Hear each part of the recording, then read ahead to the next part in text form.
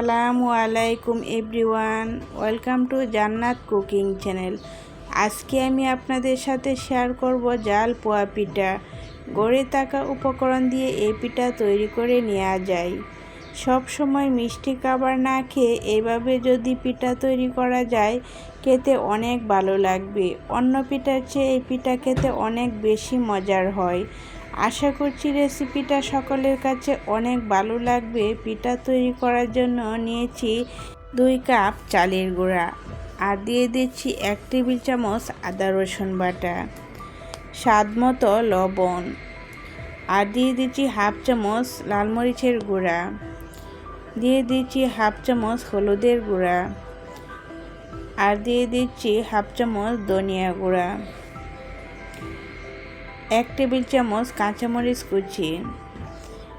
জালটা আপনাদের পছন্দ মতো দিয়ে দিবেন। আর দিয়ে দিচ্ছি গরম পানি। গরম পানি দিয়ে আমি নাড়াচাড়া করে ব্যাটার তৈরি করে নেব। আর গরম পানিটা খুব বেশি গরমও না, আবার খুব ঠান্ডাও না, এরকম মিডিয়াম গরম পানি দিয়ে ব্যাটার তৈরি করে নিতে হবে। খুব ভালো করে ফেটিয়ে নিতে হবে, তা না হলে পিঠাগুলো ফুলতে চাইবে না। ব্যাটারটা তৈরি করা হয়েছে, এখন দিয়ে দিচ্ছি হাফ কাপ ময়দা। ময়দাটা অবশ্যই চালের ব্যাটার তৈরি করার কিছুক্ষণ পরে দিতে হবে।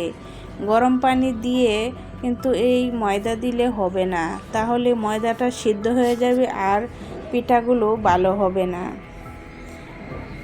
এখন দিয়ে দিচ্ছি নরমাল পানি।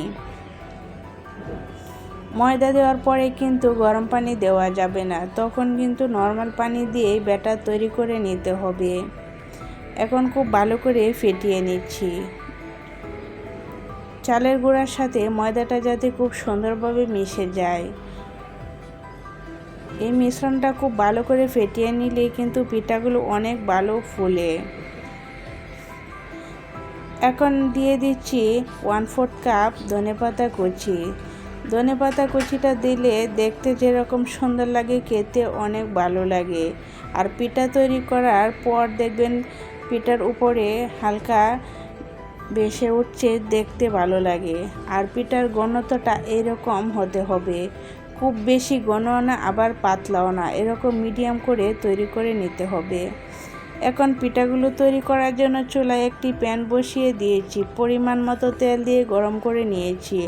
আর তেলটা খুব ভালো করে গরম করে নিতে হবে। তারপর চুলার আঁচটা মিডিয়াম টু লোতে রেখে পিঠাগুলো তৈরি করে নিতে হবে। কিছুক্ষণ হয়ে যাওয়ার পর পিঠাগুলো উল্টিয়ে দিতে হবে। দেখেন পিঠাটা কত সুন্দরভাবে ফুলে উঠেছে। এরকম করে আমি পিঠাগুলো তৈরি করে নেব। পিঠাটা কিছুক্ষণ হয়ে যাওয়ার পর উল্টিয়ে দিতে হবে, তারপর দেখবেন পিঠাটা খুব সুন্দরভাবে ফুলে উঠবে। সেম প্রসেসে আমি সবগুলো পিঠা তৈরি করে নিয়েছি। দেখেন পিঠাগুলো কত ফুলে উঠেছে আর কত সুন্দর লাগছে। দেখতে যেরকম সুন্দর হয়েছে, খেতেও কিন্তু অনেক মজা হয়েছে। আশা করছি আমার এই সহজ রেসিপিটা আপনাদের কাছে একটু হলেও ভালো লেগেছে। ভালো লেগে থাকলে লাইক, কমেন্ট, শেয়ার করবেন, সাবস্ক্রাইব করে আমার চ্যানেলের পাশেই থাকবেন।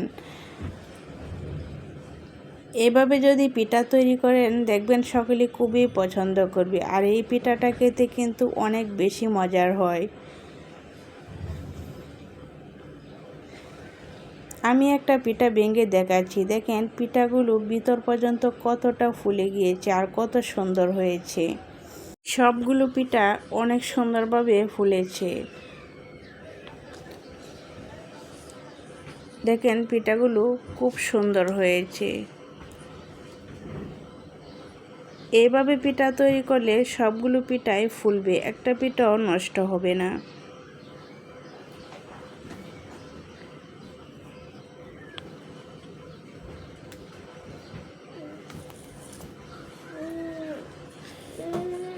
আজ এই পর্যন্ত, আল্লাহ হাফেজ।